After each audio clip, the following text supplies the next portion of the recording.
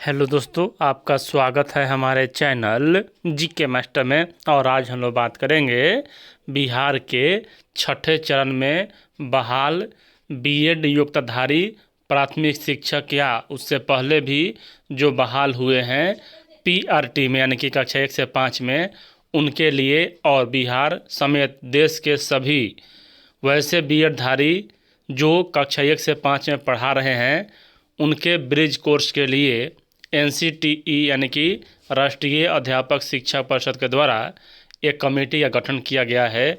और यहाँ यह ब्रिज कोर्स कराने के लिए कमेटी का गठन किया गया। चलिए आपको पूरी अपडेट बताते हैं।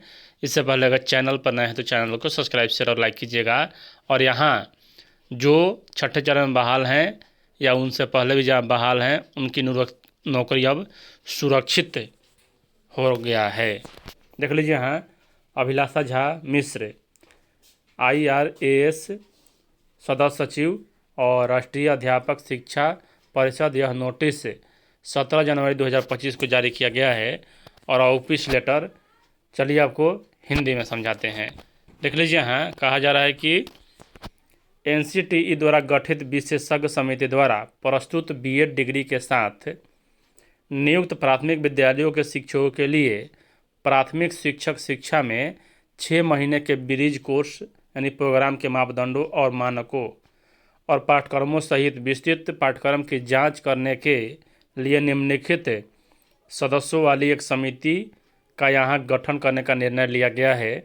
और यहाँ देख लीजिए कहा जा रहा है कि 6 महीने ब्रिज कोर्स कराने के लिए नियुक्त यानी जो कि नियुक्ति हो चुकी है उन शिक्षकों के लिए। तो यहाँ देख सकते हैं कि समिति के सदस्य कौन कौन से हैं।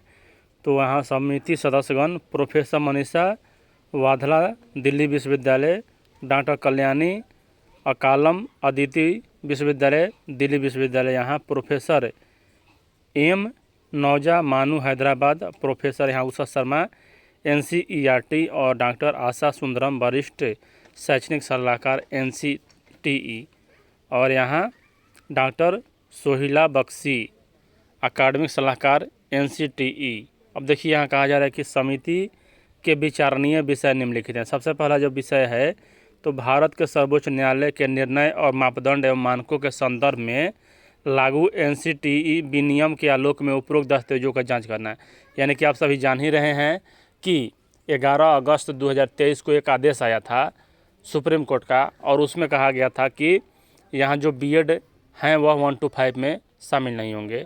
और यहाँ ख में कहा जा रहा है कि इससे संबंधित किसी अन्य प्रासंगिक बिंदु पर समिति द्वारा NEP यानी कि राष्ट्रीय शिक्षा नीति यहाँ 2020 के आलोक में चर्चा की जा सकती है और निर्णय लिया जा सकता है। ग में कहा जाए कि पाठ्यक्रम और शैक्षणिक संरचना मूल्यांकन अभ्यास प्रशिक्षण आदि के संदर्भ में NHEQF यहाँ NCRF और यहाँ जाँच करना है।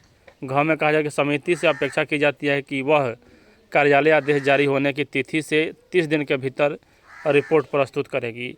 DA बैठक शुल्क का भुगतान NCTE के मापदंडों के अनुसार किया जाएगा। NCTE आवश्यकता अनुसार समिति को सचिवीय सहायता प्रदान करेगी। यह सक्षम प्राधिकार के अनुमोदन से जारी किया गया है। यानी कि यहाँ बात कर लें तो जो बिहार में पहले से बहाल हैं 1 to 5 में, उनका ब्रिज कोर्स कराने के लिए यह कोर्स है। और अब जो यहाँ असंभावनाओं का दौर था वह नहीं है, क्योंकि आपकी नौकरी सुरक्षित हो चुका है। वीडियो देखने के लिए धन्यवाद।